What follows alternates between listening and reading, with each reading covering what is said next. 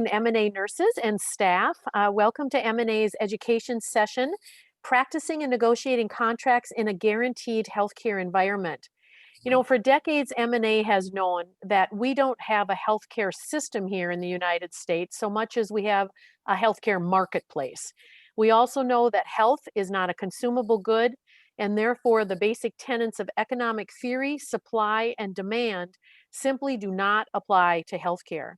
As I often say, you don't decide to have a heart attack one day because the hospital in your neighborhood's having a discount on bypass surgery. Just doesn't work that way. And nurses are clear and have been for a long time that the corporatization of healthcare has not been good for the healthcare workforce nor for the patients they care for. And the global pandemic of COVID-19 that is currently in a state of uncontrollable communal spread here in Minnesota and across this country has exposed just how dangerous a corporate profit-driven healthcare system is to the practice of nursing and safe patient care. In the 1960s, our neighbors to the north, Canada, figured out how to provide healthcare through a single payer system that guarantees healthcare as a human right because it's a human necessity. I was honored to accompany nurses from across the country in 2018, sponsored by our national affiliate, NNU, in visiting the birthplace of what eventually became Canada's national healthcare system, the province of Saskatchewan. That visit was an opportunity for us as Americans to learn from the nurses directly what it is like to be practitioners, patients, and unionized workers in the Canadian healthcare system. The Saskatchewan Union of Nurses, or SUN, were the most gracious of hosts and provided incredibly in-depth education for us that included presentations by a physician who also served in their member legislative assembly, which would be similar to our state legislature, a vice president of the Saskatchewan Health Authority, visits to 2 hospitals and a community clinic, and for me personally, the highlight of that trip, to have Roy Romano, Chancellor at the University of Saskatchewan, former Saskatchewan Premier, former province Attorney General in Prime Minister Pierre Trudeau's administration, who worked with Tommy Douglas himself, who was then the Saskatchewan Premier, in literally creating the Canadian healthcare system. It was such an honor and an incredible experience to meet one of the architects of Canada's healthcare system. And now, the nurse leaders from SUN are graciously joining us here today to continue that conversation and education with MNA nurses. Welcome to MNA SUN leaders, and a special welcome to the president of the Saskatchewan Union of Nurses, my friend, Tracy Zambory. I'm so glad we finally made this happen, sister. Welcome, welcome, welcome. I'm going to now turn it over to Lynnetta Muehlhauser, who is the chair of MNA's Nursing Practice and Education Commission. Thank you, Rose. We appreciate it. My name is Lynnetta Muehlhauser. I am a registered nurse at Abbott Northwestern Hospital in Minneapolis, Minnesota. I am the outgoing chair of the Practice and Education Commission, and I'm an incoming member to the MNA Board of Directors. We are so lucky to have such a wonderful group of representatives here and leaders from the Saskatchewan Nurses Association. So before we begin our conversation, I'd like to introduce the SUN president, Tracy Zambory. Tracy's been a registered nurse for 32 years with 27 years of experience as a long-term care nurse. She is very passionate about the nursing profession and her commitment to improving patient safety. As one of Saskatchewan's foremost health activists, Tracy advocates for an expanded and strengthened universal healthcare system for all Canadians. Tracy represents her members as the current vice president of the Saskatchewan Federation of Labor, SFL, and as an officer of the National Executive Board of the Canadian Federation of Nurses Unions, the CFNU. Tracy, welcome. But before we get started, can you also please introduce your colleagues that you have with you today? I certainly will. First, I have to tell a little story, though. I have a real kinship to Minnesota. My husband was born and raised there. We've been going back and forth to Minnesota for almost 40 years. So I think that's why Rose and I bonded so quickly, because I have just such a love for Minnesota. So I can't say how thrilled we are to be here today. And with me, I have Donna Trainor. She is the Executive Director of the Saskatchewan Union of Nurses. She also is a registered nurse and is probably about 35 years to 40 years. I'm not sure, Donna, how many years you actually practiced as a nurse? It's been 40 years since I graduated, and my field of practice for just about 28 years was in an acute care setting in emergency and critical care, though I did do a little dabbling in long-term care and other fields when we were in the days of mass layoffs and you had to diversify to get work. So I am thrilled to be here today. Thank you. And also with us is Aubrey Tollefson. And Aubrey is on our negotiations committee. Donna, as the executive director, is also the chief spokesperson for our negotiations committee. And as president, I also sit on the negotiations committee. And Aubrey represents us from the southwest corner of the province. She's been a registered nurse. Aubrey, you'll have to tell us for how long, because I can never remember. She is in a small prairie town called Assiniboia, which is actually really close to Montana, close to the border, and she represents integrated facilities. I'm not sure. I don't even remember anymore. We've had such a day today that it's hard to keep everything straight. So that's Aubrey, and Pam Todd is also on our negotiations committee. She has sat on actually for several rounds, and Pam represents our capital city, the Regina-based hospitals. Pam is the local president of the Pasqua Hospital, which is one of our tertiary hospitals. So she will be bringing that view with us for us today. Thank you. It's so wonderful to have you all here. So I'm really glad that you were able to join us. So let's get started.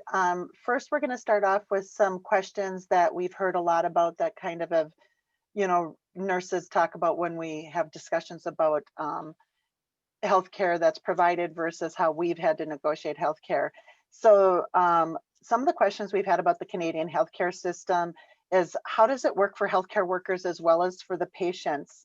And most frequently, we'll go over some of those other questions we have, but at the end, we'll also open it up to our participants to ask some questions that we maybe didn't have a chance to address. Sure. Participants, you will be putting your questions at the end inside the chat, and we will stack that. And at the end, depending on the amount of time, we will be able to call on questions and open that up so that you can discuss with our visitors here. So how would you characterize collective bargaining for union nurses in Saskatchewan, Tracy? Well, we like to describe it as mature, but that maturity comes from the fact that that's what we've always done. We've always organized, we have always mobilized, and we have a fair amount of militancy when we go to do that. We've had a number of strikes. There's organizing drives. I mean, we even in our organization, our last big strike was in 1999, and it was made illegal within a short amount of hours. And unfortunately, the person who made it that was the then sitting Premier Roy Romanow. So it took us a bit to actually not have a very contentious relationship with Mr. Romanow for that. Part of that was because they were worried that the system was going to be crippled, but that's exactly at that point in 1999 what we wanted to do. So that was probably one of our most memorable strikes. But since Sun came to inception into 1974, we have been the undisputed bargaining agent. And one thing about the Saskatchewan Union of Nurses is we only represent registered nurses, registered psychiatric nurses, and registered nurse practitioners. We're considered a boutique union. We only represent nurses. So if you work for the Saskatchewan Health Authority, in essence, the government, you're automatically rolled into Sun. There is no ifs, ands, or buts. When you go to your orientation, you sign a union card and Bob's your uncle. You are now part of the Saskatchewan Union of Nurses. And we are also, the Sun Seho table is the largest table. We represent almost 9,000 nurses. That's the table that Donna leads, Pam is on, Aubrey's on, and I am on. And that's the one that we are actually going to have a vote on come next week for our latest collective bargaining agreement. And it covers, so we're considered a single bargaining unit. So there's one collective agreement for 9,000 people. It covers the majority of the province. We have a few smaller agreements that cover like a private school. We have the Regina Public School Board, and then we have some federal collective agreements that we take care of. But the vast majority of us are protected by that single collective agreement, and it covers now the entire province, which makes it much easier for us to manage. We don't have a whole bunch of tables that we always have to be in constant bargaining with. And in fact, our collective agreement that we're signing right now is 6 years in length. The first 2 years have already gone by because it was taking us that long to actually get a collective bargaining agreement. So in essence, we will have 4 years and it will be due in 2024. Wonderful. So yeah, well, and this was a hard fought collective agreement. It was full of takeaways. We actually started at the table with a minus 3.5% wage rollback, which was all due to the fact that we have a very conservative government in Saskatchewan, and they're going into their 4th term, I believe. And it is, they liken themselves to what you guys just finally kicked out the door. And it is, it's been difficult for unionized workers in Saskatchewan. We keep fighting. Luckily, we have a lot of strong embedded legislation, albeit that could be changed with the stroke of a pen. But it has been, there were takeaways brought to the table. I think part of what saved us and gave us the ability to do what we call a rollover, which just in essence brought over the same collective agreement with a little bit of money, was COVID. So it has been a curse, but it's also been a bit of a blessing, where they knew that they needed registered nurses in a calm fashion. They needed to have us signed. They didn't want us hanging out there where we could continue to wreak havoc with them. They didn't want that. So they actually got the Sun and the rest of what we call our provider unions, or the other healthcare unions, signed on. You know, and management does resent unions. They would much rather be able to, you know, do what they want and ask forgiveness later. They don't want to have to ask permission for what they do, but they find out very quickly that they actually too signed on to our collective bargaining agreement. Their signatures are on the back page as well. So even though they resent it, they have no other choice. They can't avoid it. They have to respect it. And we usually have to be reluctantly agreed to as being a partner in some decision-making capacities. Although lately it's been, we've had to file a lot of provincial-wide grievances because they've chosen just to march on ahead, as we were going from 12 regional health authorities in Saskatchewan down to 1, which is a monumental move that they were actually counseled not to really do because it doesn't work that well. But of course, Saskatchewan had to just say, well, you know what? We won't worry about what they had to say. We'll just drive it on through. So they're finding, we were finding that they were just thinking that they could, you know, not even bother with the collective agreement. So we were having an interesting relationship for the last few months. But generally, oops, sorry, go ahead. Oh, no, go on.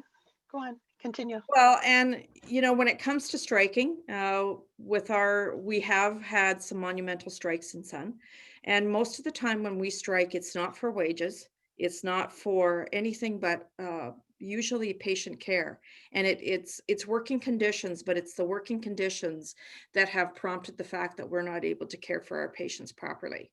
And these are the reasons why we went out on strike. The big strike I was talking about earlier in 1999 was for that exact reason. Our working conditions had devolved into a disaster. They weren't listening, and members had it. And now, and as you folks know, it's very difficult for registered nurses to walk away from their patients. but we felt we had no other choice, and we went on strike. We went on strike for, it was about, I believe it was about 10 days, wasn't it, Donna? Yeah, 10 days. And it made the national news. And I mean, for a bunch of little nurses in Saskatchewan, this was a huge deal. We hadn't really acted that way before. And, you know, it really was quite exciting. But, you know, we've had, because of the change in government, we've also had some changes in legislation. And we have what's called the Saskatchewan Employment Act. And what's happened is they've really made it difficult for us to strike. We can, but there's a lot of steps that we have to go through first to actually get there.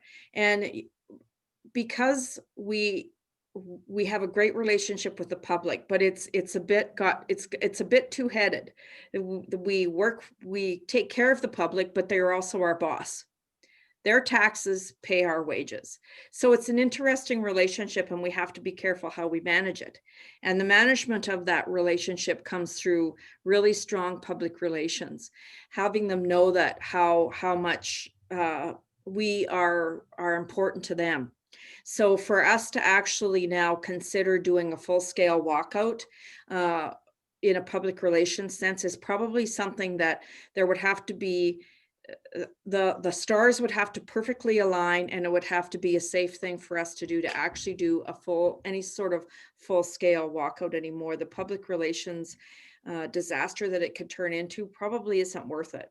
Because one thing that this government too has been very good at over this pandemic is pitting the workers who have actually kept working, which is all registered nurses, frontline workers, and against those who haven't had any income through the year of 2020. So we've really had to do a fine public relations dance to make sure that we still can have that trusting relationship with the public, and we don't come off as having an opinion, but it's okay for us to talk about shutdowns or lockdowns because we haven't had any financial hit from it. And we have to always really be very careful on how we talk about that.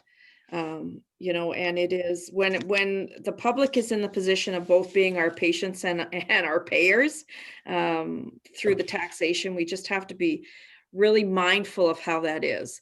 We have to be prepared to explain and justify our demands, and we do that quite often. And we've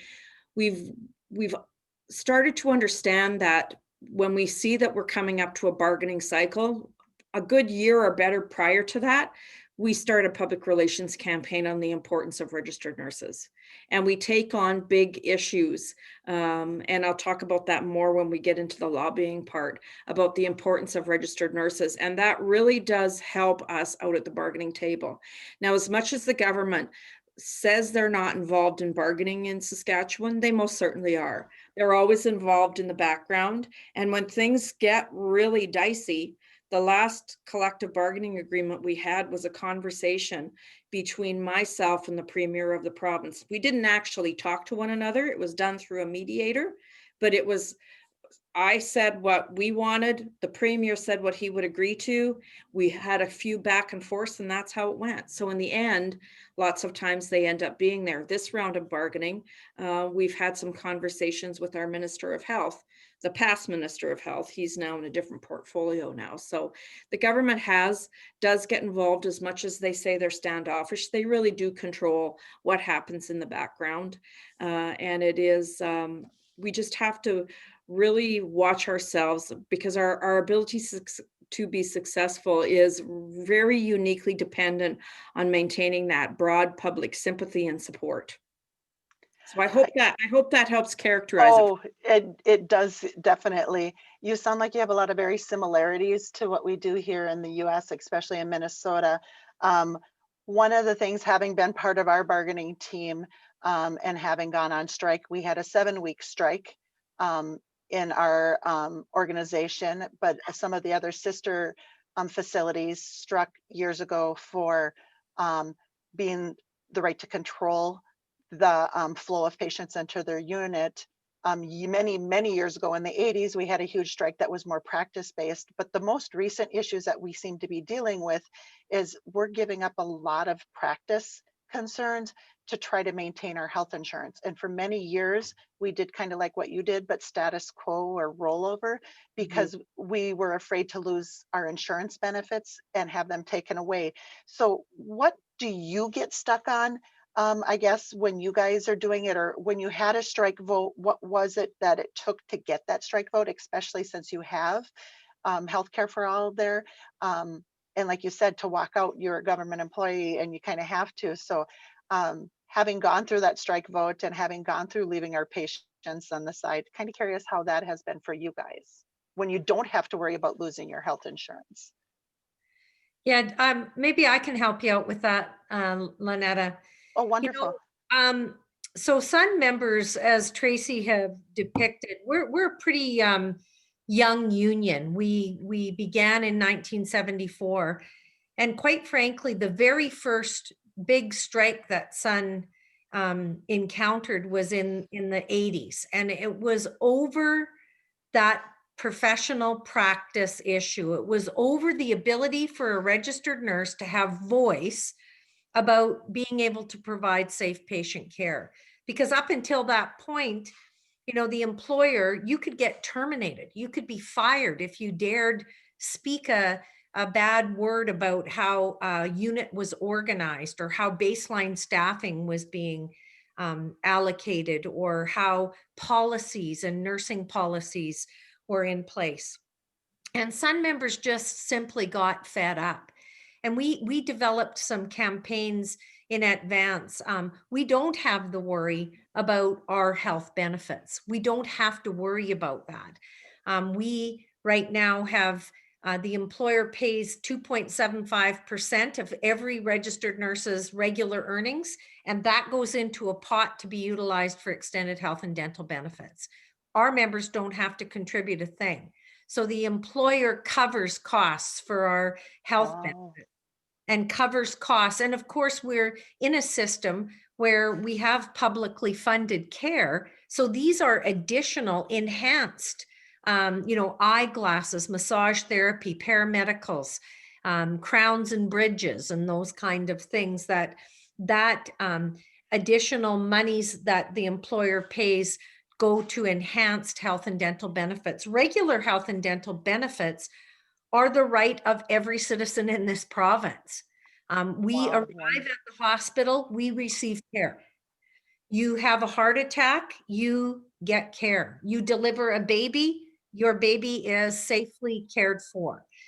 So there is nary a minute in our world, in our families' lives, in our personal lives, that there is a concern about, do I have coverage? Do I have money? Am I going to get the care I deserve? So that whole, there is a huge difference. And that comes from exactly what Rose was speaking to, this phenomenal push in the development of Medicare. And in particular, in, the home of it is our province. We're very proud of that, but that universal right to publicly funded care. Now, I will be honest with you, it's trying to be chipped away because healthcare, as we all know, is expensive. And so, we're now seeing some provinces try to sidestep their responsibility to ensure that the public and citizens of this province are receiving that publicly funded care. And in some ways, we're seeing some of the privatized medicine places come in, and those that pay get faster service and things like that. Yeah, and it is, we still, even when we were just talking about coming on with you, we can't even wrap our heads around having to think about bargaining for health care. It just seems funny for us, but Pam is going to give us a few pointers on this as well. Wonderful. So the things are a little bit different at times, depending on what the government mandate is at the time and what they give that mandate to the employers as far as the financial situation of the province at the time. So things can vary. We can kind of have like a feast or famine type of pattern as far as wage increases. Sometimes we have zeros, other times we see a little bit more significant kind of catch up period. And sometimes we actually end up hearing about our increases for many years. the way that the government or the employer puts a spin on things. We've seen significant wage increases in 2002 and 2008. And really, it was just bringing us up to the equivalent of the other provinces in Western Canada. But it was kind of really touted a lot to the public about this huge increase that we had received. So we kind of just deal with some of the public opinions as well. And Tracy mentioned that our system is fairly mature.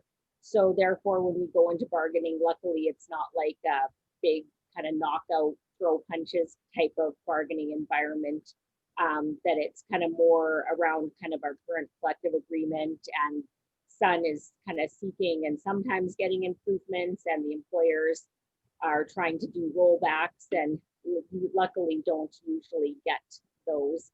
As Tracy had mentioned, we went in 3 years ago to our bargaining with the proposed rollback of 3.5% for wages that the government had announced as an expectation for all of the public sector unions, not just Sun.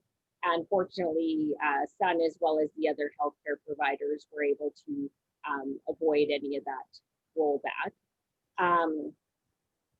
So apart from wages, we do negotiate for professional practice issues, and then on the management side, they want to negotiate for the management rights.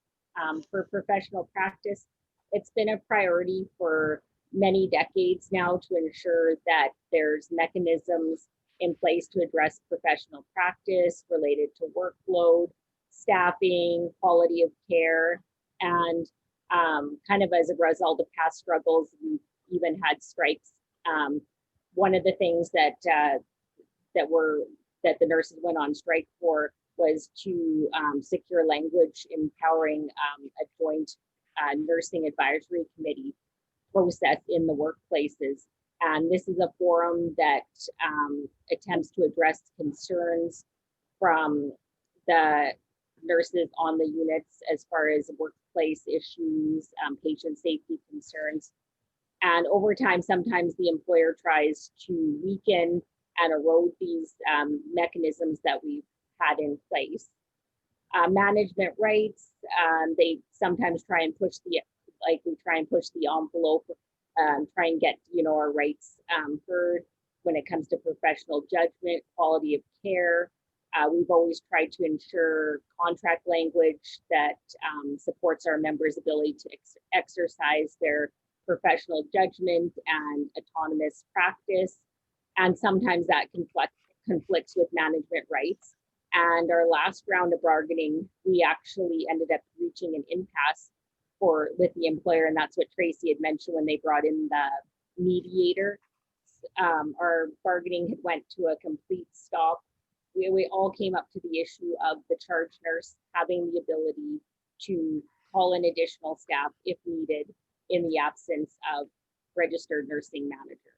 And it was a big back and forth. They really didn't want to give up that control. We were seeing rural areas where nurses, with the charge nurse, was having to call a maintenance manager to ask if they can call in more staff. So the decision wasn't really being made appropriately. They weren't getting a proper assessment of the issue in the workplace. And if the manager on call wasn't the inappropriate, like they then would, if they said no, that could cause serious patient safety issues and concerns if there wasn't adequate staffing. And so then we were luckily able in the end to achieve that ability to have the charge nurse to be able to call in extra staff if needed based on their assessment and their discretion. Wow, wonderful. Another question that we hear frequently is, because our healthcare is not a benefit that is offered by the states, is hospitals are liable for when we get injured on the job site. And we are all seeing more and more increase in workplace violence. That was kind of a big focus for us. What is it like? How do they deal with workers' compensation? So if you're injured on the job and the hospital's not on the hook to pay for your injury or time away, how was the employee compensated in that type of a situation? Yeah, so in our province, workers' compensation is organized by a provincial board. And it's designed as kind of a great compromise where employers are made to fund workers' compensation. So we would be compensated if we were injured on the job. The saw off is, and probably unlike your system, is the worker then gives up the right to sue. You can't then file a lawsuit against the employer should you get injured on the job. So what happens is it's kind of a no fault insurance that transpires. So the right to sue is waived, but injuries are compensated regardless. So we would often tell our members, and COVID is a perfect example. Recently had workplace exposure, an accidental patient workplace exposure. The first thing our members would do is file a workers' compensation claim. Why? Because if there is any ill effect that requires them to be off sick, they're covered by workers' compensation. And that payment for their regular earnings would come out of a workers' comp pot as opposed to their sick leave pot. So there's some great things about it being funded provincially.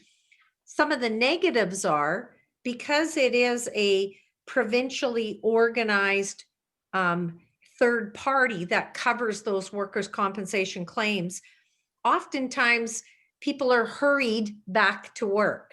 Rehab consultants are very quick to want you to return. They want you off of the service dole of workers' compensation and back in regular earnings. And sometimes the two of those things don't always line up in a perfect way. If a member who has had an injury in the workplace and has filed a workers' compensation claim in future may have another injury that's directly related to that original claim, then they'd be back and covered on workers' compensation. Shoulder injuries, pushing a med cart, requiring a rotator cuff surgery, and then another 3 years down the road having a re-injury, it would be a workers' comp claim. So that's sort of how those elements are managed here. Okay.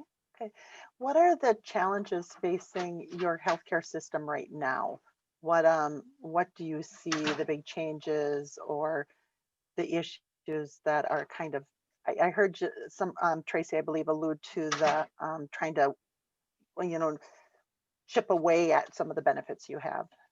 What are you guys facing right now with healthcare for all?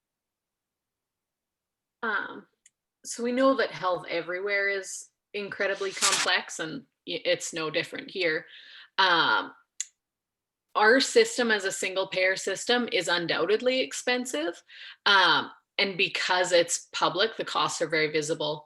We are all privy to the Sask government's budget. And so we know that healthcare makes up about 40% of provincial budget spending. And so given that, the pressure to curtail costs is high. And that comes from both the government itself trying to control their budget and then the general public too.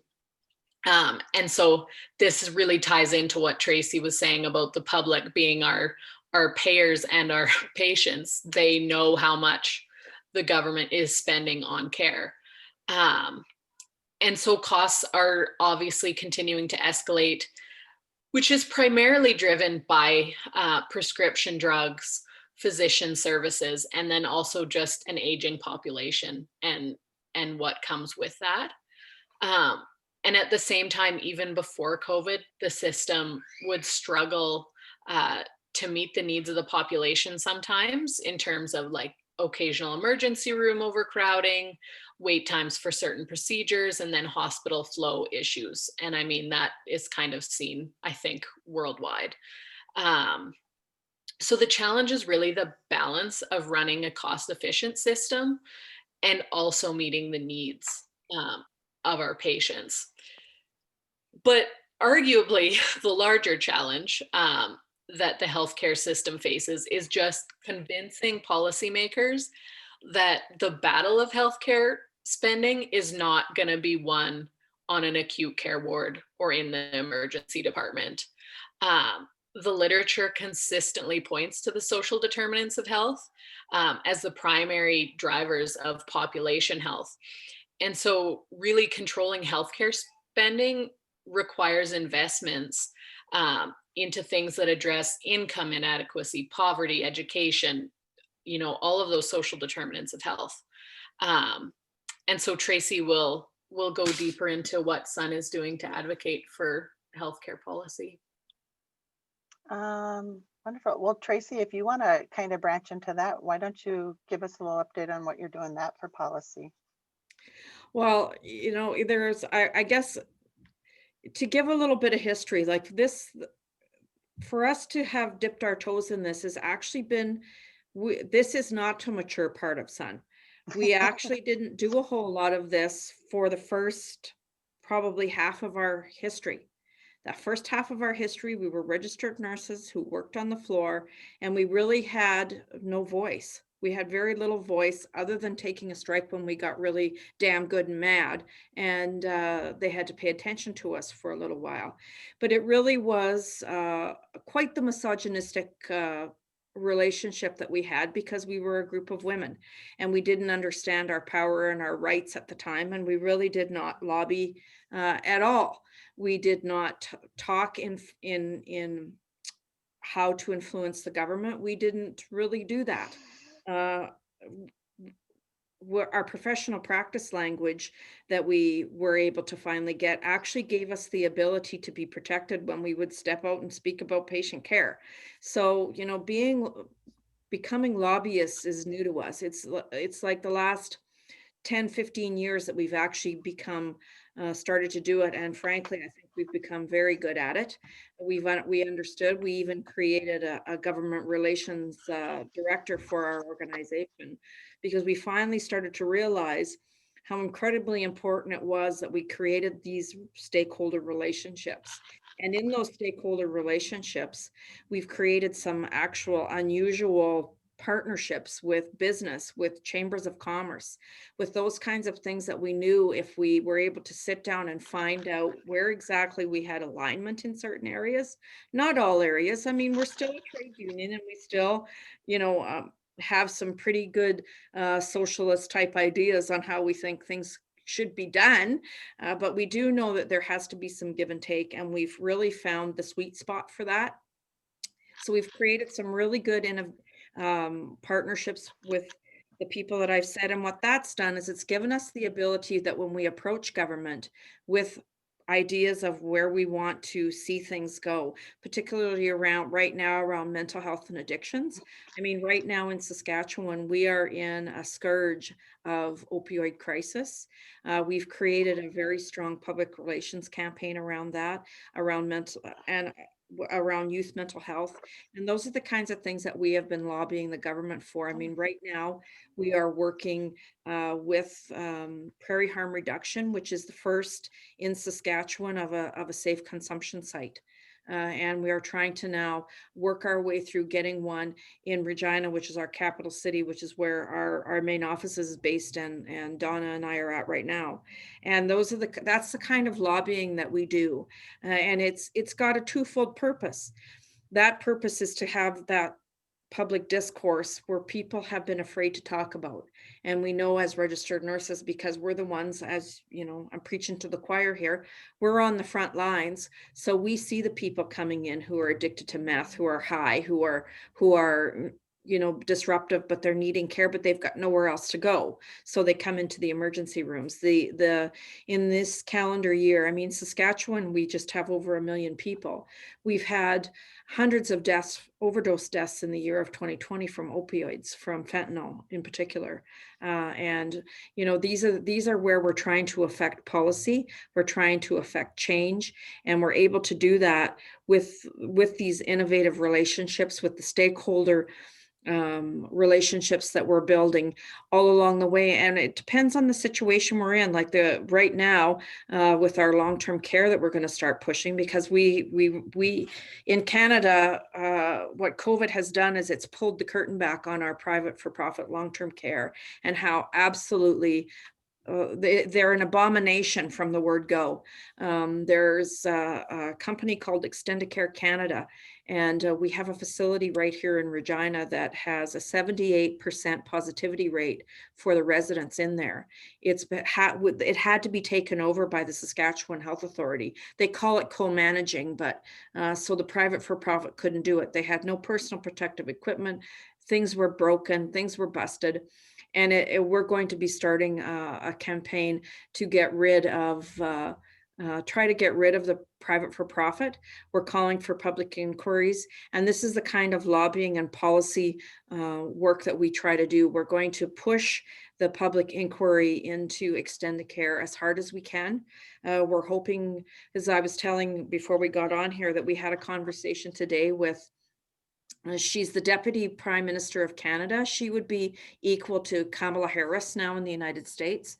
And we had a conversation with her today. And that conversation centered around what it is we can do, what's happening in Saskatchewan in regards to COVID. But we really went granular on private for-profit healthcare, which of course, Medicare is fundamentally opposed to, and unions are fundamentally opposed to, and registered nurses are, just because that's how it goes. And we intend on doing some really good work around that, because we cannot have our senior citizens in this province treated like that. I mean, there was, so many deaths that have come from there. Our members that went there to volunteer because they're so short of staff, because so many of them are off sick, either diagnosed with COVID, self-isolating, or in hospital, that the one registered nurse reported to us that they by the time they got to the last person that they had to pronounce deceased, they didn't even know what their name was. And, this is the kind of thing that absolutely flies in the face of Medicare, and we cannot tolerate it. And this is the kind of work that we will lobby for. We will do whatever we can to improve this. And as registered nurses, we won't stop, because we cannot have our most vulnerable population being treated like that. It is work that we have gotten very good at, and we intend to continue on with. One of the things that I hear a lot is, well, what is it like to practice nursing in a single payer system? We always kind of hear the fear, oh, if we go to that, there's going to be long waits, and people are going to die waiting to get the procedure. And having a personal scenario that just happened this past week, where I have a family member who was a minimum wage worker who ended up not having health care because he couldn't afford it, and not having money to pay for insurance, which makes me angry. For a medication very simple as insulin that could have saved it, was rushed to a hospital and almost died and had a leg amputated. And I wonder, he fell through the cracks. So what is it like for you guys? Do you feel that you're getting the care you need, or is there long waits? Do you feel like people are turned away, or people leave because you can't get the stuff you want in time?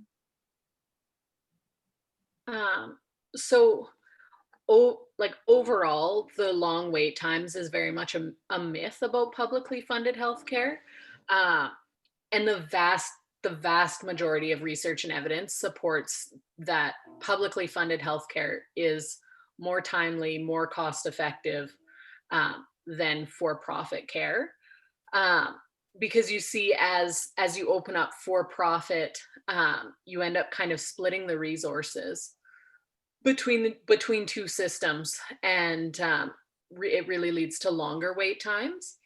And then it's important to remember as well that that it becomes a very politicized issue for factions who would like to either not see healthcare become publicly funded, or would like to see already publicly funded healthcare privatized. As nurses practicing in a single payer system, it makes our jobs pretty easy. I work in an emergency department, and if I have a patient come in having an MI, we give them a clot buster and we send them to the city for surgery, and they will get that surgery probably that night.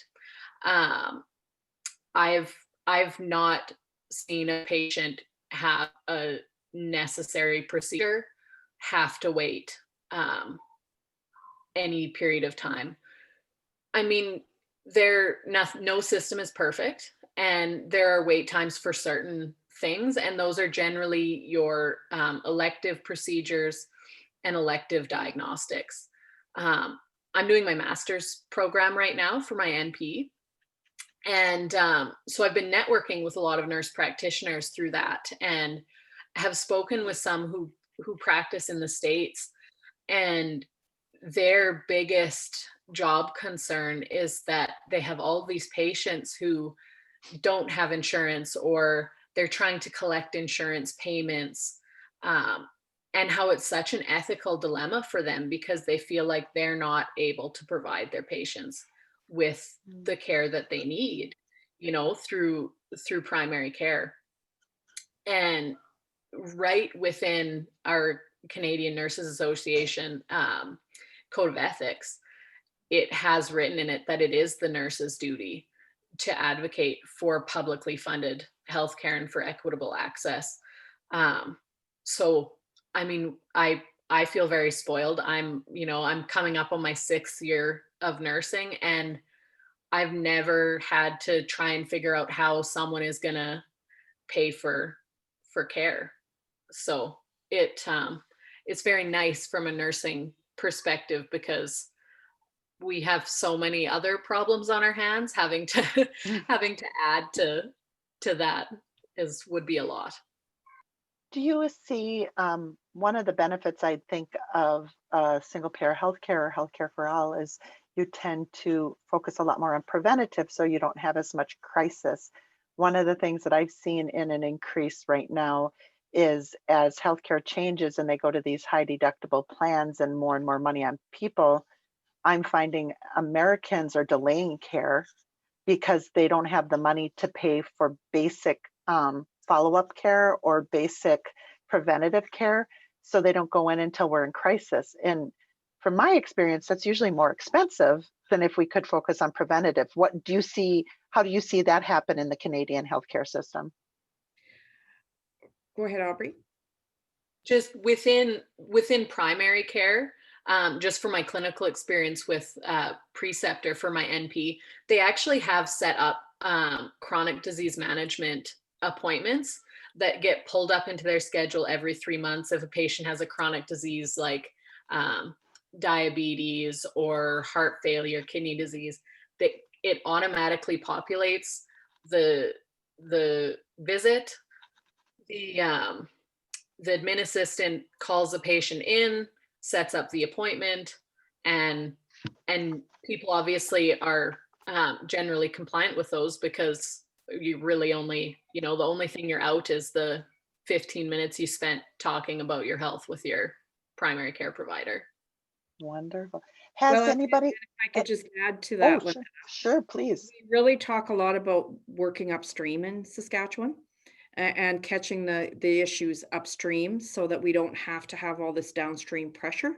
And that's another thing that I guess we lobby a lot for. We do it so much that you just sometimes don't even think about it.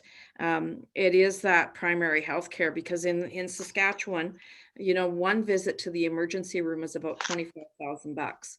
And if we have someone who is, doesn't actually have a healthcare provider, because that is a bit of an issue in Saskatchewan, actually having a primary healthcare provider, which is, why it's so good that Aubrey's going in for a nurse practitioner, because we are a very large province, humongous. You could fit like 10 Minnesotas inside of Saskatchewan. So we have a lot of very large distances to travel.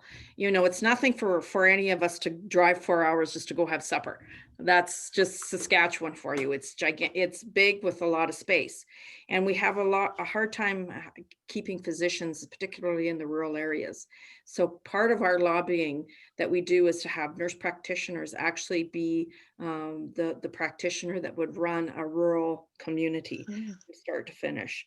But all that said, we need to be able to take that $25,000 and reinvest it properly so that nurse practitioners like Aubrey can care for people in their community and their chronic diseases managed. And it keeps them out of the emergency room so that that money can be invested into the upstream so that we don't have these bottlenecks coming into emergency and taking away from what it is that we really need to be managing here. And so that's a big part of it. I don't know if you've got something that you want to add here, Pam, coming from the tertiary, the base hospitals.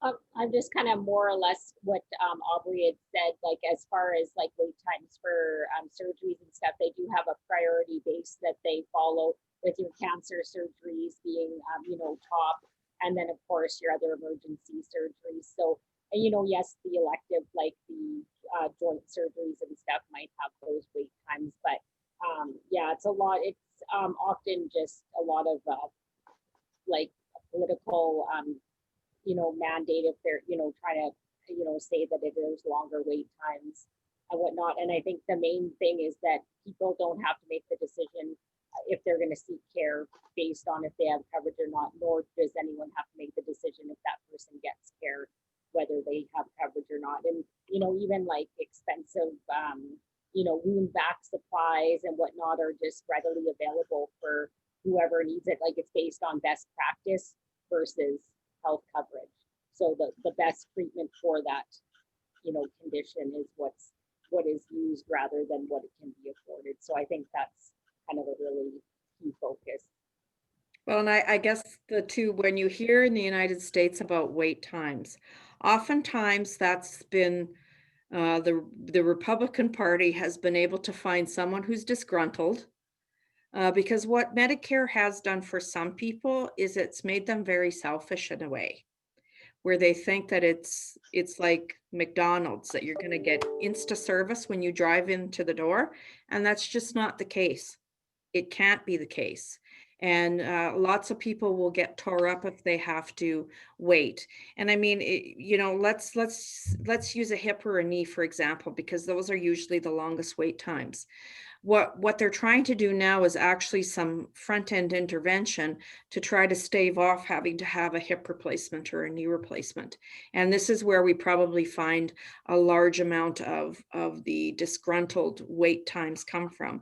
Now, our government, who, because we do have some contracted out services. I think you need to understand that. Laboratory services, laundry, lots of our food services.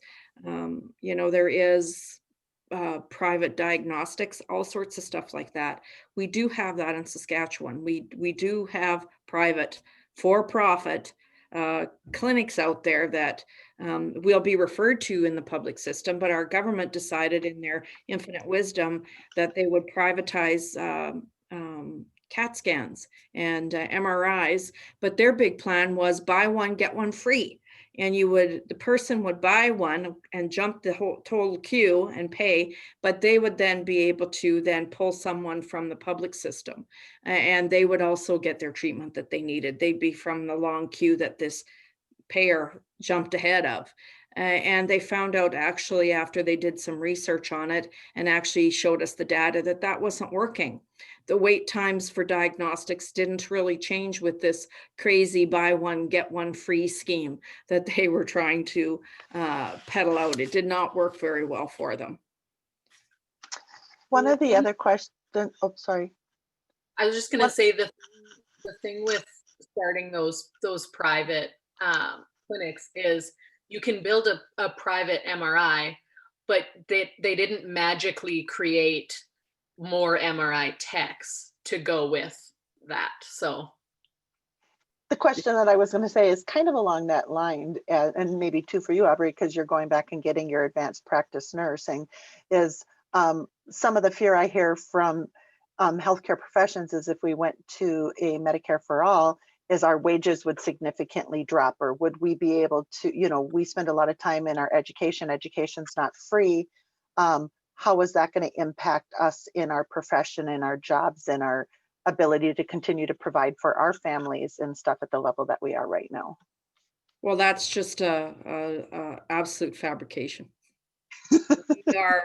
We are very well compensated. At the end of this collective bargaining agreement, a nurse A step 6 will get almost $51 an hour. Okay.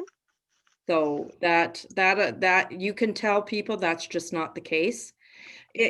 But it all rolls into the fact that we have to keep maintaining that public trust.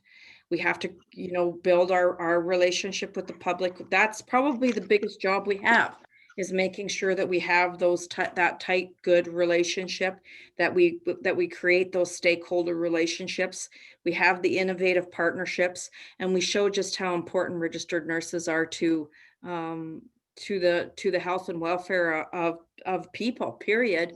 And without us, the healthcare system would not thrive or survive. We are the gatekeepers. We're required to be there. And it is, there's a whole bunch of factors into that. Would there be enough money? Yes, there is enough money, but you have to realize that enough money means that you got to be willing to pay a significant amount of taxes. So when you start talking about taxes, knowing my family in the United States, their eyes roll back in their head. That's really not a good topic to touch. Even the Democrats get a little worked up about paying too much taxes. So that's just the long and the short of it. You can't get out of paying taxes if you want to have single payer healthcare system. That's what drives the bus. When I heard you allude to earlier about striking for the ability to call extra nurses in, how is your staffing determined? Who makes those decisions on nurse to patient ratios? I know that might be a bad term or something. I don't know if you refer to it that way, but when we look at what our ratios are and looking for set ratios, because we don't have a lot of control on that, what kind of situation do you deal with in Canada on who gets to decide how many nurses you can have and how much support staff? Yeah, and I'm happy to try and help answer that. We don't have any legal regulations that set limits on baseline staffing numbers. We have worked to try and achieve some framework of that. That's part of the work. And as Tracy said, as we grow as a union, we have grown that need to develop our professional practice and staffing world as well.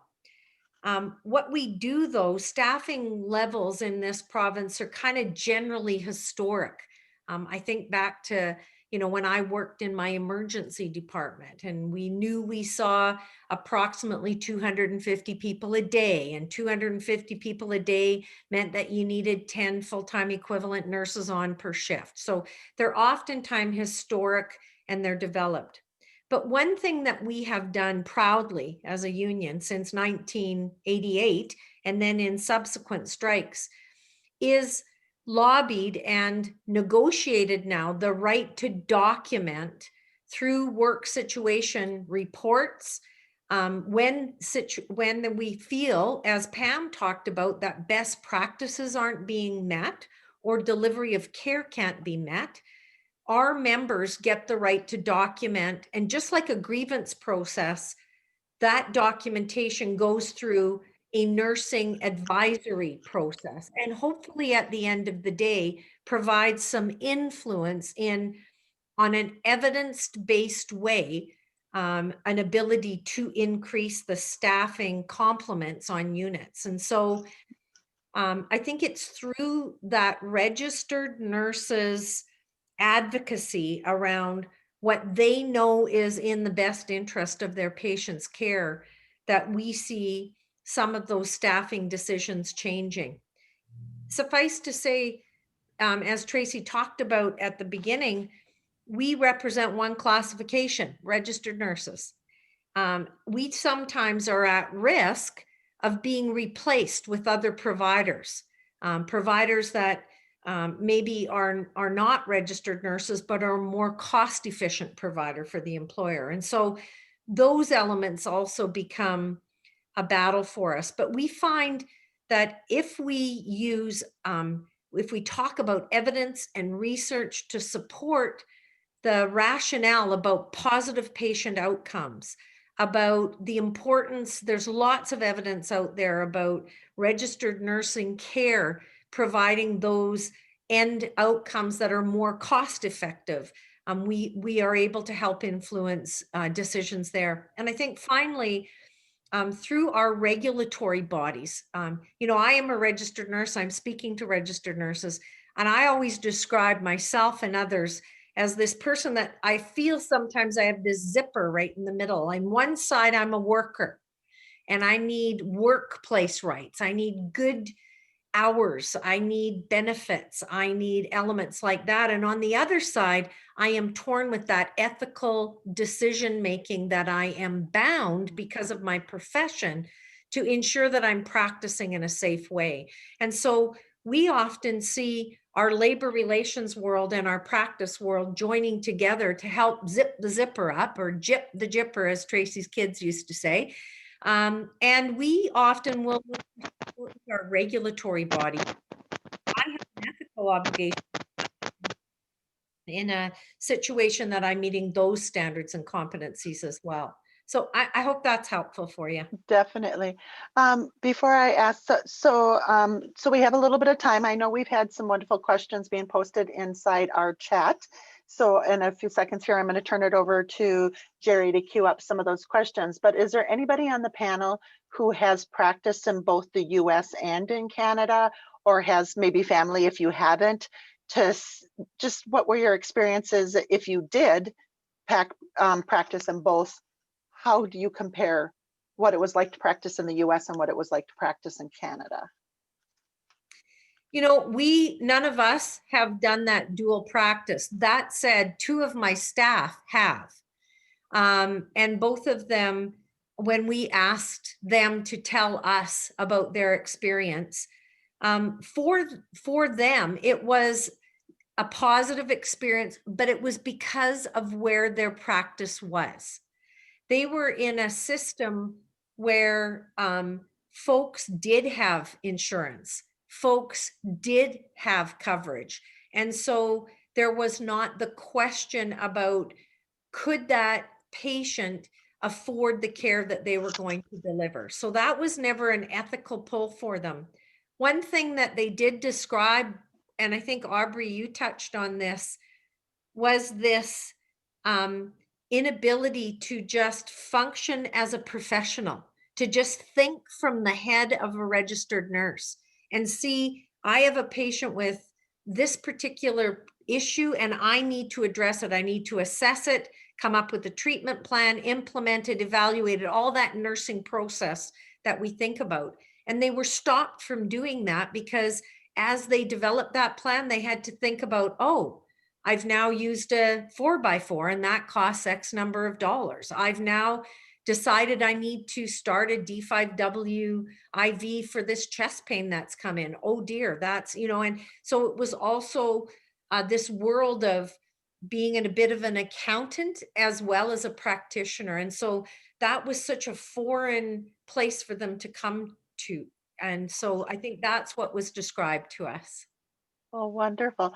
I'm going to ask Jerry Katz to please queue up a couple of the questions that we have and let some of our participants also interact and ask some questions of you also.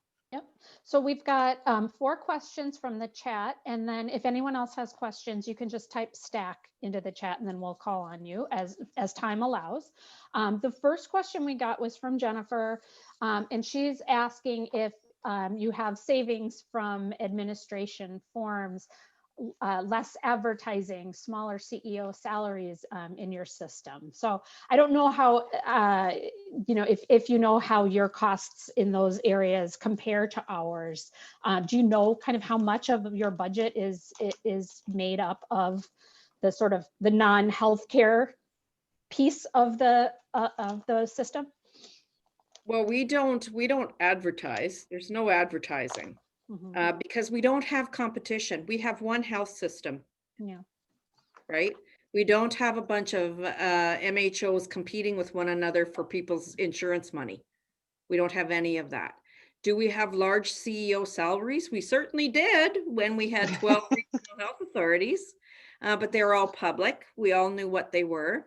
The bigger the health authority, our biggest one is kind of in the central part of the province, and it was called the Saskatchewan Health Authority after the city that was there. That's the city that Rose came to when she came with the National Nurses United. That CEO's salary, Donna, was it like 300 and some thousand bucks at the About time? 395,000, and that at that time was enormous in Saskatchewan for a CEO Yeah, salary. for a CEO. But you know, we did try a very failed experiment in Saskatchewan called Lean, and it turned into a disaster. The province actually spent, I don't know, $70 million to try to lean us, to try to have, you know, well organized wards, and you know what kind of paperwork we're going to use and how we're going to streamline and do the Gamba and the Bemba and all this crazy language, and but one of the sacred cows that Lean wanted to kill was unions. So we actually didn't get along that well with Lean. And as a union, we were the first, and profession, we were the first ones to speak out against how this was becoming a failed experiment, because it really was shutting down and shutting up the professionals that actually had to do the work. This crazy idea of efficiency actually was starting to affect patient care and costing a crazy amount of money in a province that we really didn't have that kind of money to waste on how to be, because human beings, patients are not widgets or gadgets on an assembly line like they were in the Toyota Lean model. And what they failed to understand too was that when it came from the United States, it came from a for-profit facility where they did, you know, tummy tucks and breast enhancements or fixed your nose. And most of the time, the people that go and get that have the insurance and more than enough money to pay for it. So it really did not, the efficiency that they wanted to bring to Saskatchewan failed miserably. That's very interesting. I think I saw a lot of heads nodding when you mentioned that Lean is a failed experiment. We are still experimenting with it here, and I don't think you'll find a lot of fans among the folks on this call. The next question was from Renee, who asked, who does your mediation board consist of? Right now, through the Saskatchewan Employment Act, it's one piece of legislation that identifies it originally was several pieces: occupational health and safety standards and the duty of fair bargaining, has now all rolled into one piece. And through the Saskatchewan Labor Relations Board, which is supposed to be independent of government, but let's be honest, they're all cousins. There's just no way about it. It's a little incestuous, and I'm sure the same is for you. They're supposed to be arm's length from decision makers. Would be who you would apply to if all of a sudden in bargaining you felt you required someone to come in and act as a mediator or a conciliator to help you work with an employer to resolve differences. So it's supposed to be a third party arm. It too is a provincial organization that's established to be able to assist with that. Tracy talked about our current bargaining climate. You know, it is a crazy time for us. We were faced, you know, we look at things oftentimes in three pails here. What's happening in our government, and from our government's perspective, what is that provincial economy like? And because that will be the driver of what assists us as a union or produces care for patients. We know our public, as Tracy described, it's that yin and yang relationship we have, but they're key for us as well. So where do we sit with them? And then we look at where's the employer at, and the Labor Relations Board is often there to untangle those violations that otherwise would be in workplace legislation for us. So that's who looks after that kind of thing for us. Thank you. Renee had a second question. Is long-term care covered through your health plans? Or if it's not, how do folks typically pay for long-term care? It's subsidized to a certain point, and some of it has to be paid for out of other people's pockets. If someone was completely without funds, they would be taken over by what's called the public trustee. And there is a cap in the publicly funded system. They cannot charge more than, I think at one time it was $1,900 a month, I think. I could be way out on that because I haven't been in that job for like 10 years. But supplies outside of that, like if someone needs incontinent pads and stuff like that, that you're billed back for. And if there is a couple and the fund trying to fund the spouse that has to go into long-term care, if that becomes onerous, they're allowed to have what's called a medical divorce. So it separates their incomes so that the spouse who is still at home does not suffer financial destitution trying to keep the other spouse in the long-term care. But the system will work with people. You would never be kicked out of long-term care in Saskatchewan that's publicly funded, publicly administered, by not having enough money. You would go on welfare. There would be a subsidy for you through the government that would keep you there, and you would be cared for. Well, and in fact, just to add to that, Tracy, nobody just gets turned out, quite frankly. And even if we have people in tertiary centers or regional hospitals or even integrated facilities like Aubrey's, they will remain there until an appropriate placement could be made, and they're kept within the system. Now, there may be at times some nominal charge if they've been assessed that they're in the pathway for a bed in the long-term care system, but nobody is left without care. Great, thank you. The next question is from Jennifer, and she said that we have great health disparities with outcomes with our populations of color. Assuming you have had similar disparities, how have you been able to improve outcomes, or what are some of the approaches that you're trying to improve those racial disparities? If there's a stain on Saskatchewan, it will be how we've treated our First Nations and Métis population. And I mean, Aubrey and Pam, please feel free to jump in anytime here, because I can get going on this and not quit. This is an area where we as an organization have really tried to work hard. We really don't do very well for our Indigenous and Métis. We really don't. They have the highest poor outcomes when it comes to diabetes, for sure, and have to have dialysis. The mental health and addictions.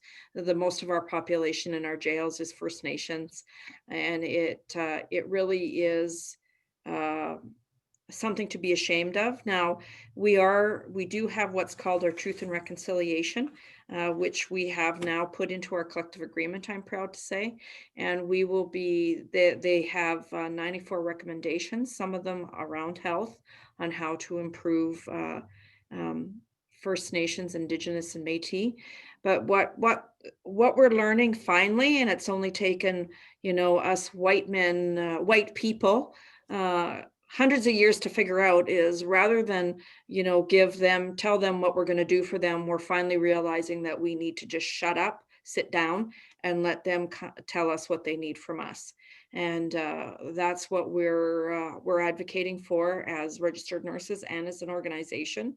And that's what we're going to be working on. It's not going to be easy. Saskatchewan is accepting of all immigrants, but we are extremely racist towards our First Nations population, unfortunately. I don't know if anyone has anything they want to add, ladies, but please do. I just think, Tracy, the only other thing, and you touched on a bit about the focus of some of our strategic lobbying, where we can now not only be a union that negotiates collective agreements, but be the voice of healthcare. And one of those key elements of that voice of healthcare is, as you've identified, to try and shine a light with people in that situation on some of those social determinants of health. We've done work around HIV and AIDS, youth mental health. We're currently trying to open the door on long-term care, rural and remote nursing, and be able to ensure that we are looking in a holistic way about health. So if we aren't investing on that front end around some of those disparities, we're not going to see positive outcome on the other end. So I think it's some of that work as well. And coming from our post-secondary as well, I know like nurse practitioners are providing a huge majority of the care to those underserved populations, rural and remote, where a lot of our Indigenous people are located. And there's a lot of education about really providing that holistic care and working with people where they're at in Saskatchewan's nurse practitioner program. So I think the promotion is coming from that level as well right now, which is awesome to see. Yeah. Thank you. Next question came from Jean. I'm not sure if anyone in this group is old enough to know the answer to this question, but she says, if you can recall from history, what was the messaging to labor unions as you instituted a single payer healthcare system? Right now, our politicians and lobbyists like to spread information about, hard-fought union benefits being lost if we move to a single payer system. Oh, I am older than dirt. Oh, okay. And here's the interesting thing about Saskatchewan. Let's remember Medicare evolved in the 60s. Saskatchewan Union of Nurses did not exist. We were not a union. We are a brand new little fledgling of 1974. So we didn't have that competing negative element to our members. So yeah, I mean, you are organized and now have to try and ensure that you're providing that education to your folks so that they can see up and outward and not hear the rhetoric about the negative impact it may have. We didn't have to deal with that. Well, and the Canadian Union of Public Employees, CUPE, who is the next to Unifor is the largest, one of the largest unions across the country. They certainly were around in 1966, and they were strong proponents of Medicare, very strong proponents of it. And it's unfortunate that these kind of urban myths are allowed to fester over the years, because Medicare has done the exact opposite. It's given us the ability to have a really strong, diverse workforce. I mean, it's not perfect. Nothing is perfect. It has its moles, it has its cracks. Sometimes, it is, our system gets overwhelmed.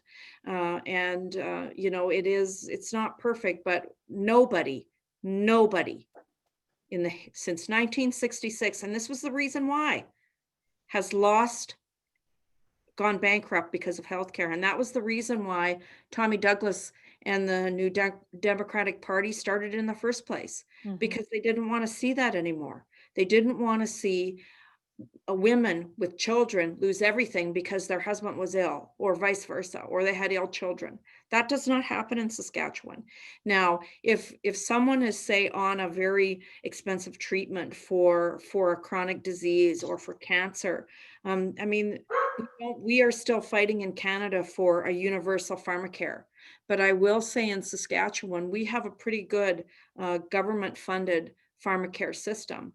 And if someone in Saskatchewan ends up having a treatment and the government won't pay for it, they just do a little phone call to the CBC, which is our national broadcasting, or CTV, and it gets on the news, and public pressure usually that downward public pressure, because even though people are very conservative, Medicare is near and dear to their hearts. That person usually ends up getting some of it at least subsidized, if not all of it paid for, because nobody's going to suffer.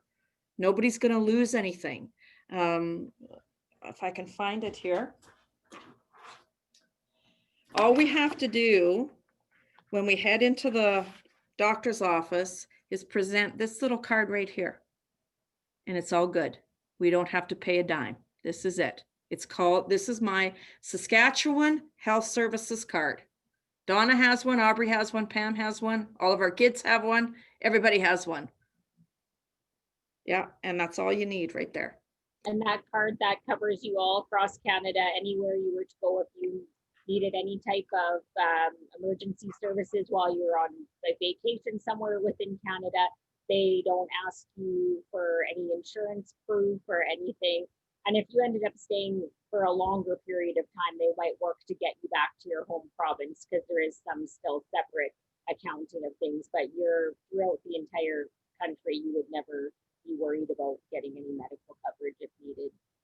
Yeah, and I think the other add-on, Pam, to that is it provides us all the ability, in the event that we require different treatments in different provinces, for example, a referral to a special orthopod to the province next to me, Alberta, I just get that referral and away I go and I'm covered. So there is a national, if you're a visitor, but the ability to access care in a broader way. Some of our children head to Edmonton to a special pediatric oncology care. That's all covered. So that's the beauty of our Medicare system. Yeah. Okay. I think that was the end of the questions that we have so far. I do want to open it up in case there's anyone who wanted to ask another question. You can either unmute yourself or you can type stack in the chat and we can ask another question.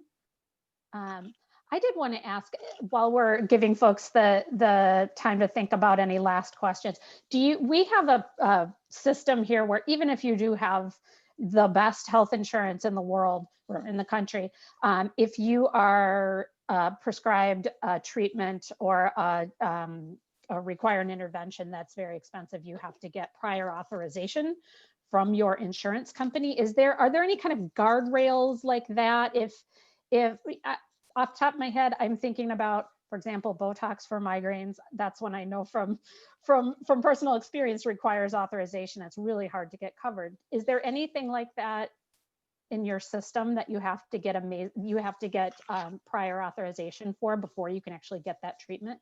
Yeah, I mean, great question, Jerry. The only thing I can think of off the top of my head, Tracy talked about, we have kind of a provincial pharmacare system. So there's a Saskatchewan formulary. If you have to step outside what the normal best practice or treatment pathway would be, and I'll give an example. Oftentimes people with sinusitis that have tried a first line amoxicillin and it's not working, may be prescribed Biaxin, for example. Biaxin won't be a first line antibiotic treatment in that best practice for a sinusitis or a bacterial sinusitis. You, though, with your pharmacist can apply for an exemption. And as long as your physician indicates that this is the treatment option I'm prescribing, you usually are covered. So there might be the odd anomaly, but frankly, they're so odd. The formulary, as Tracy described, is very extensive and covers off most everything. If you were in hospital and required a particular, or a cardiologist or a cardiovascular surgeon chose a particular type of stent, we don't have to wait for prior approval to say, oh, that's the stent of choice. That would not happen. We have what's called special drug status, and it's not difficult to get, but you do have to go through a few steps. It might take you a little while to get there, but there's some paperwork and that kind of thing, but it doesn't cost you anything. And I think that's where, as a union, we negotiate then the money that the employer pays to provide that additional healthcare benefit and additional dental care benefits. So our members, even though the health card Tracy showed you will cover, a certain basic amount of care for you, through SUN and being a member of our union, and that's one of our bargaining elements that we do, our employer contributes at no cost to our members, that 2.75% of everybody's regular earnings, and it's housed for us to maximize extended benefits. So, I might, rather than get 55% coverage for my crown, I might get 95% coverage. And so then the individual would apply to that other provider to have enhanced benefit coverage. What are the procedures that you see sometimes, this goes back to kind of that long wait or, can't get in.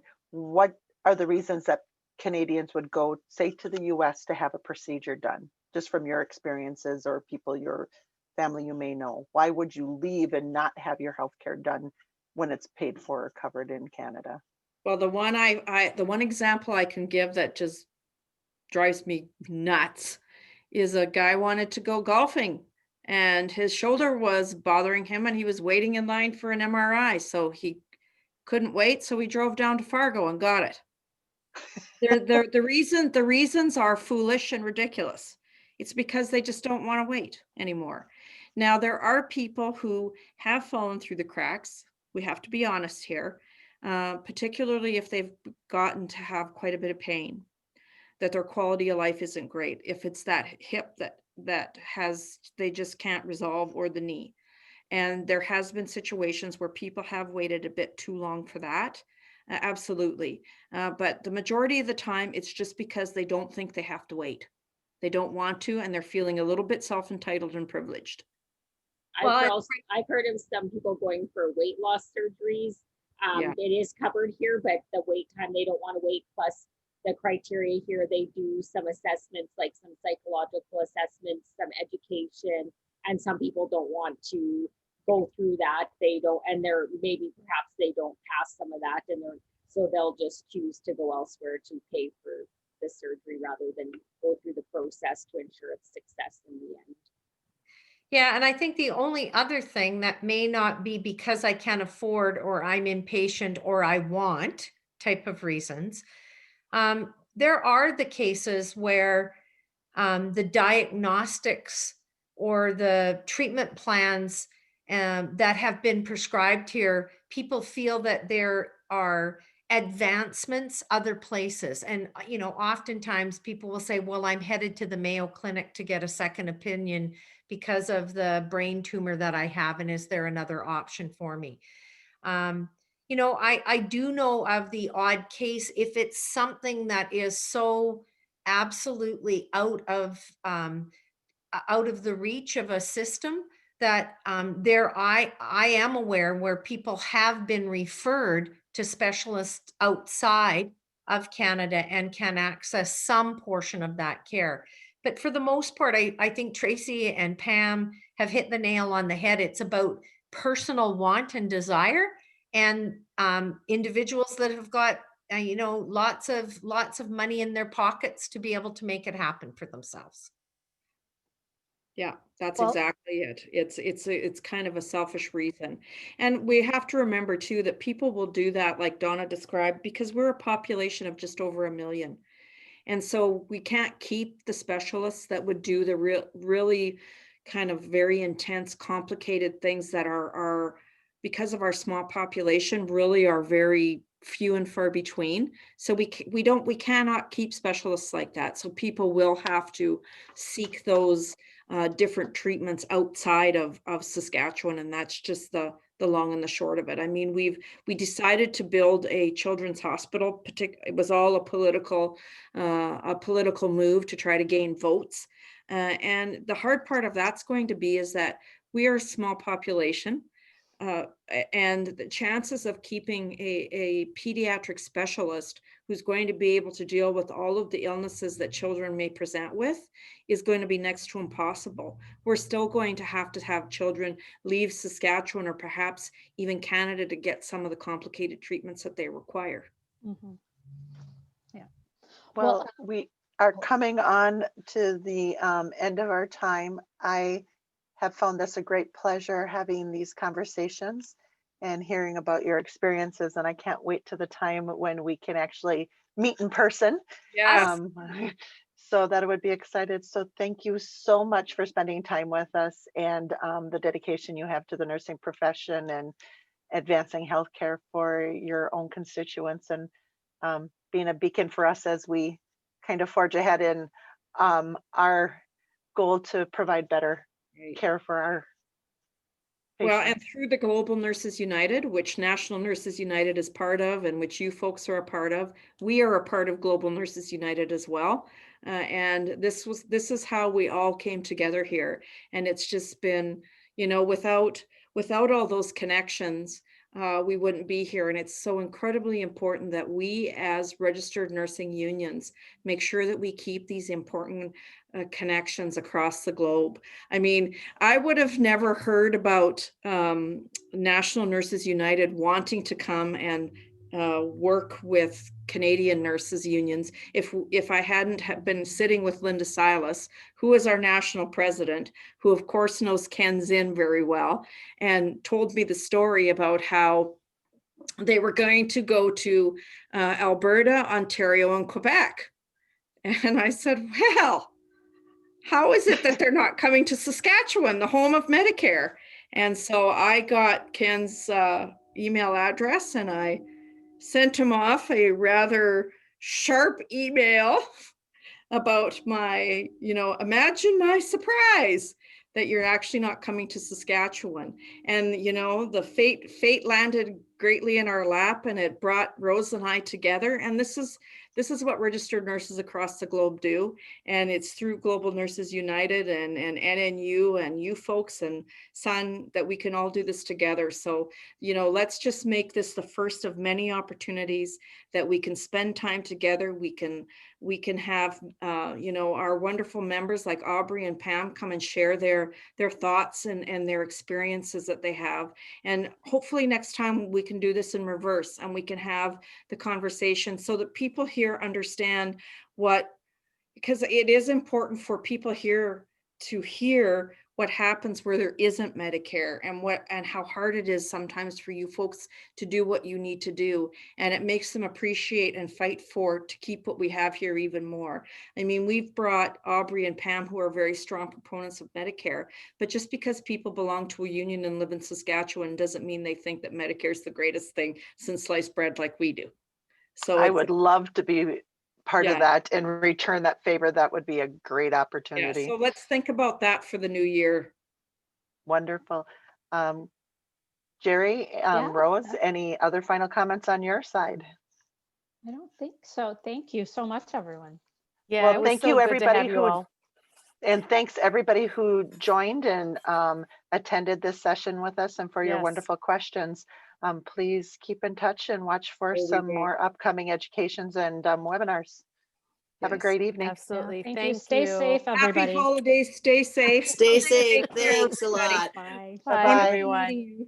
We'll talk soon, Rose. Okay, sounds good. Thank you, you guys. We really appreciated the opportunity. Oh, Yes. it was fabulous. Thank you so much for doing this. I always learn so much from you all. Thank you so much. Our little tight group of nurses says thank you so much. Good night. Of course. Good night, everyone.